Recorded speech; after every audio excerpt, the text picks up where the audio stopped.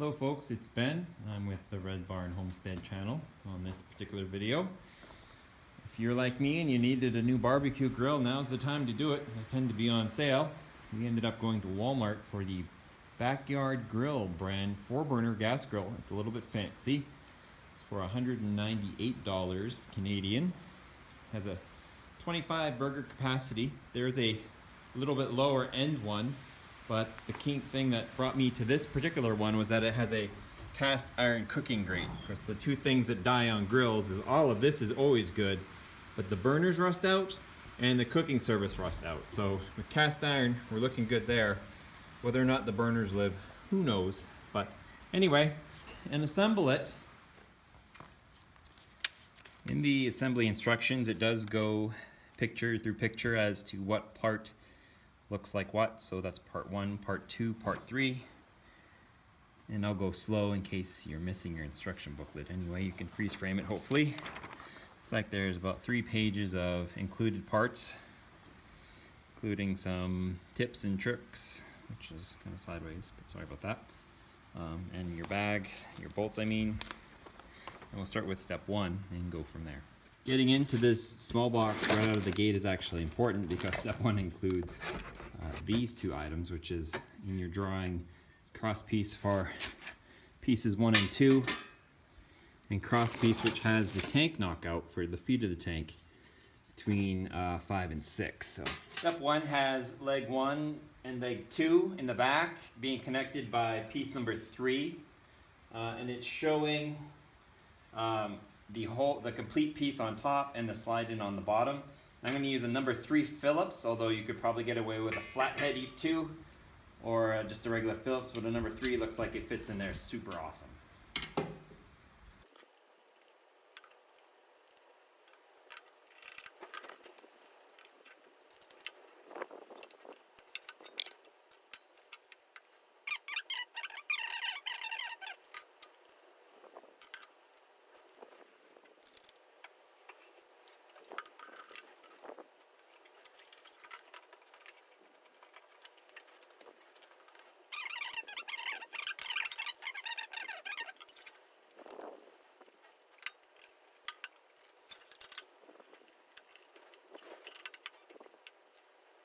Next step, we are going to need to get into our A screws that you see here. We're assembling the top parts. This was a little confusing, I had to read it twice. You have a left side and a right side, and we're going to be using the holes that are here and attaching. They actually have a little indent, they fit right in. We're going to be using 8 of our screws to assemble these on the left and on the right side, and we'll have our next step.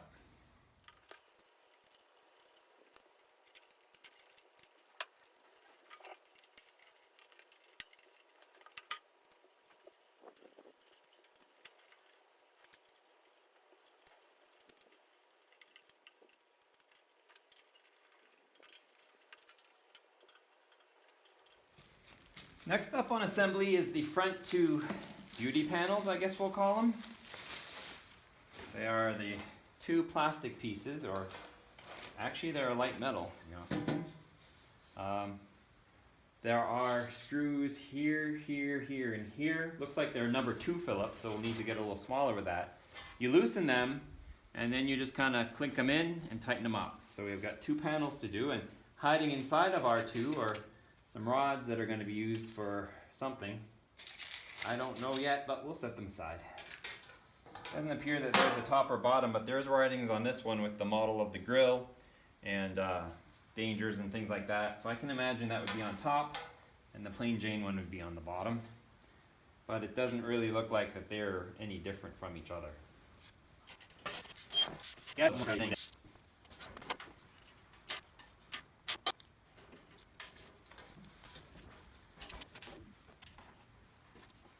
Next part of the assembly is the racing wheels. So you get 2 wheels. You got to break into your nuts and bolts and get 2 washers, which are actually going to be part, they call them D, and then part E are 2 nylon locking nuts, which happen to be, they say use a crescent wrench, but if you want to go ahead and use a 13mm or 1/2 inch, that would work fine too. And you just put the wheel on, the washer, and tighten up the nut. Not so tight obviously that it would stop the wheel from turning, but you'll want it to be nice.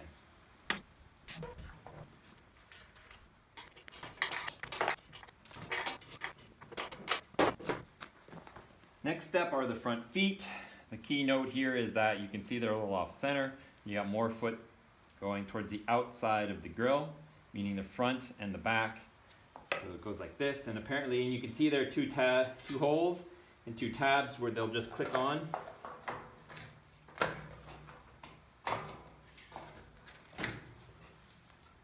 But there is no left and right indication. There's a click.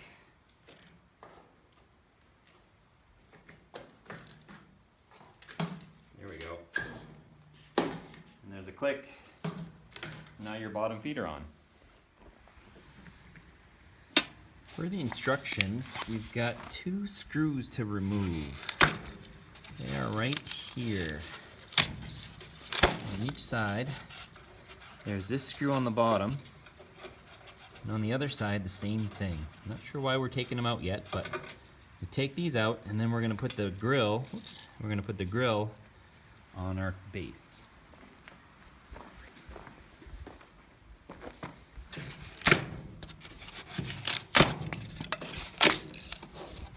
That one's already loose, but it says take this screw. That's the one out. Set those aside and continue with the instructions. So per the instructions, it says use 2 people, so I happen to have another person here. But we're just going to pick the grill up off the styrofoam.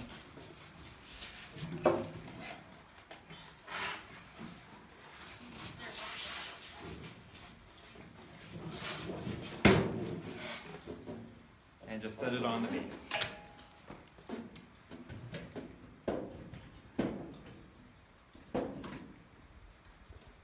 Now that the grill is on the legs, we're going to use 4 more of these, which are actually the same as these over here. They give you 16.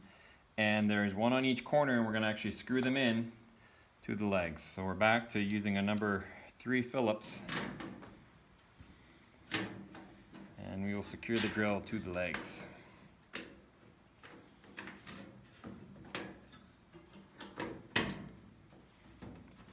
I need to yank on the base a little bit to get the thread started.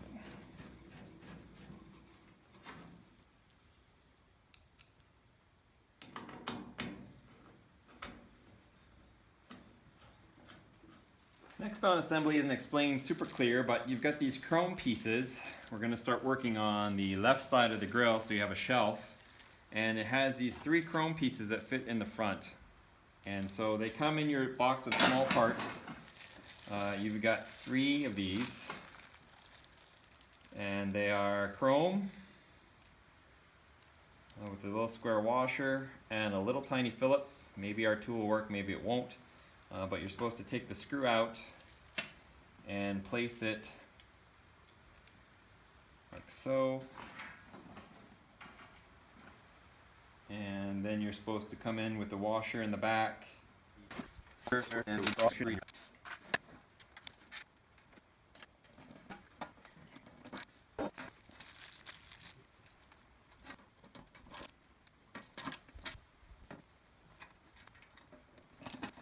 for the next step, we're putting on the side of the grill. There's a lot going on the instruction page, so let me kind of decipher what's going on. We've got a screw here that's already installed. You're going to back it up. It's got a slot it's going to fall into, then we'll tighten it again. We're going to put one of our A screws here, nothing there. Another A screw here, and they're going to go on from the inside into holes that are already there. See, there's a hole that's for that. We're going to loosen this screw, and it will also fall in. We're going to ignore that one, we're going to ignore that one, and the screw that we took out, we're not going to actually put it back. They give us a B screw that we'll actually put in there as well. So this next shot will be us doing that. So back this screw up, and back this screw up,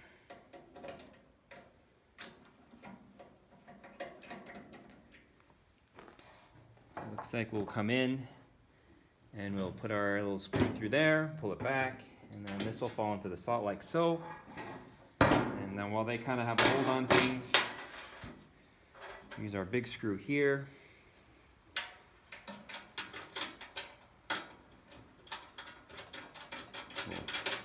that one, and then the one up top here, the back will do.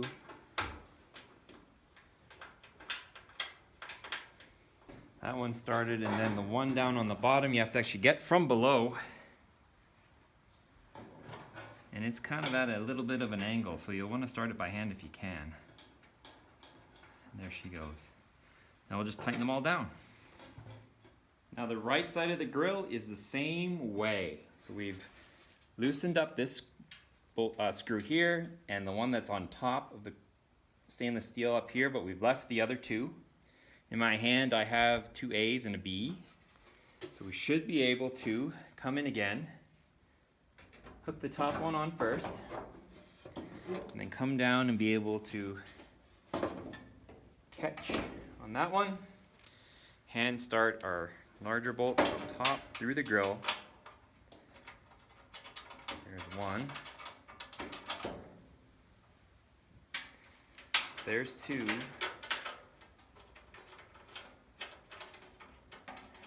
And then with my number 2 Phillips, I'm going to come in after I hand start it once again on the front, and that'll be number 3, and then we'll tighten everything down. Next up is to install the valve for the side burner. So they say back these two up some, don't remove them.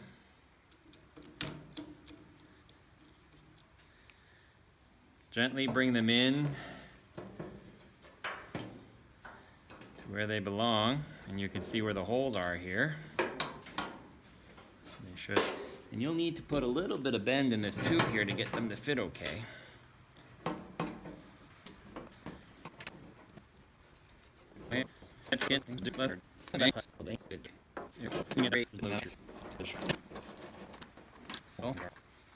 Next up is this guy. It's our outside burner, so we'll lift this up.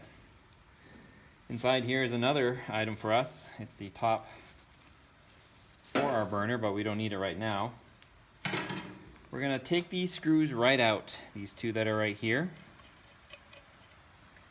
On each side, not the 3, but just the 2 that are a little bit further down.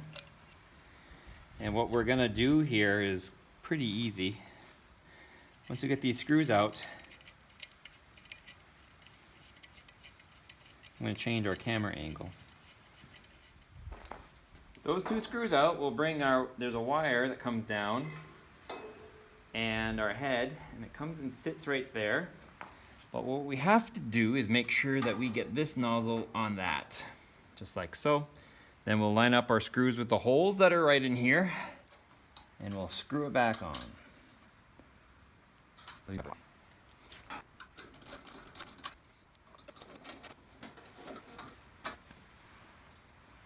Now this part's also a little tricky. We've got this rubber thing it's actually right here, popped off, and we're gonna stick this over our little clicker hose here, and we're gonna actually stick our wire here, and this is our igniter.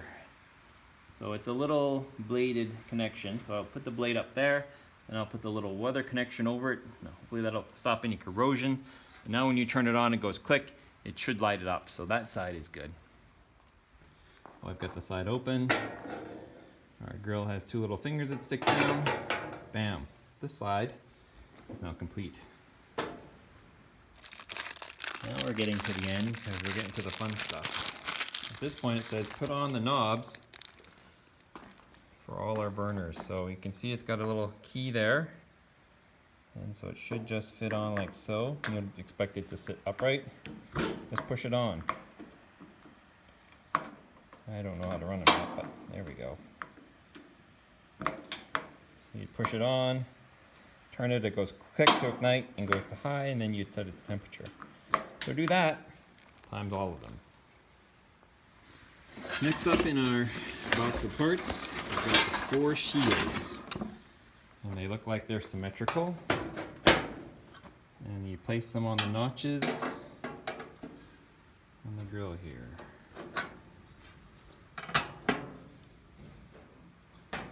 Now these are just loose, so if you're moving the grill around, expect them to wiggle until you get them ironed in with grease and fat and rust.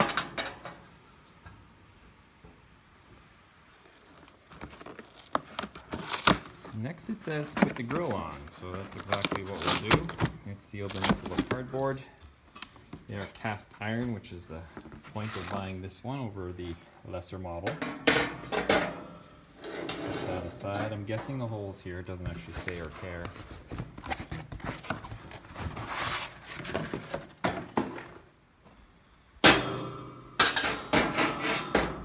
And I'm guessing the round sides of the bars go on top.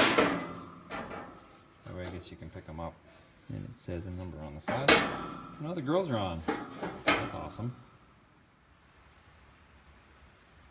Up next is the what I would call bun toaster. Sits on top. I don't know if I'll ever use that, but it doesn't move, but you can put buns on there to get them warm. Next step is our propane tank holder. It comes down here, obviously where the connection is.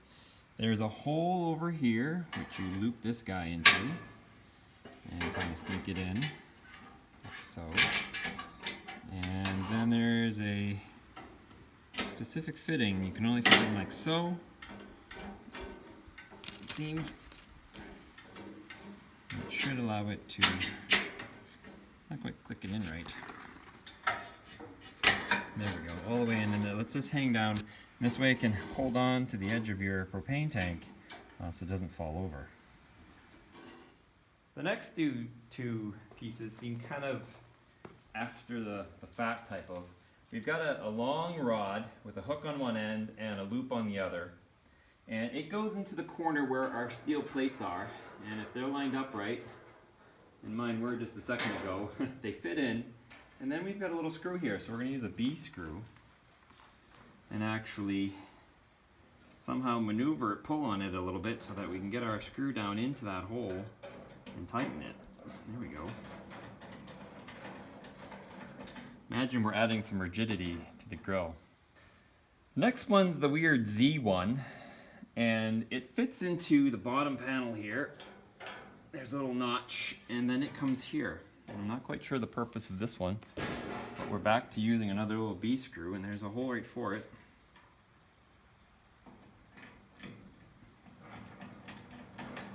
Now they're not used to hold the tank up, they're just kind of to add rigidity to the frame, I'm guessing. Just keep the base from falling or something along those lines. Another selling feature of this grill that I'm kind of looking forward to is this massive grease drip tray collector.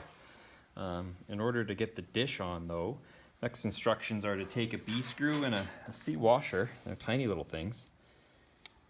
And this is the part where you want it to dish down, so it's towards me essentially. And put the screw in through the hole. And we want to finger start it like this. And we'll do it for both sides. And this is ultimately going to hold the grease catching part. So that one's started. The other one on the other side.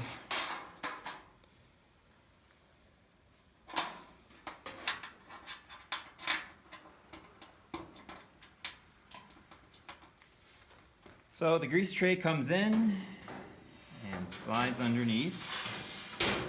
There are little catches for it, so it doesn't come out. And then the little grease trap comes in here and sits. So when you're done cooking, you can just come and clean out all your grease. Usually it's a tin can or something you gotta hang back here. This one comes with its own little tray. I think that's pretty cool. Let's go ahead and throw my used propane tank on here from my previous barbecue. Now you want to put the base so that it fits in those grooves on the bottom here. And at the back little hook touches your tank like so. So now our tank is actually secured into the grill. We're going to take our low pressure knob, screw it in.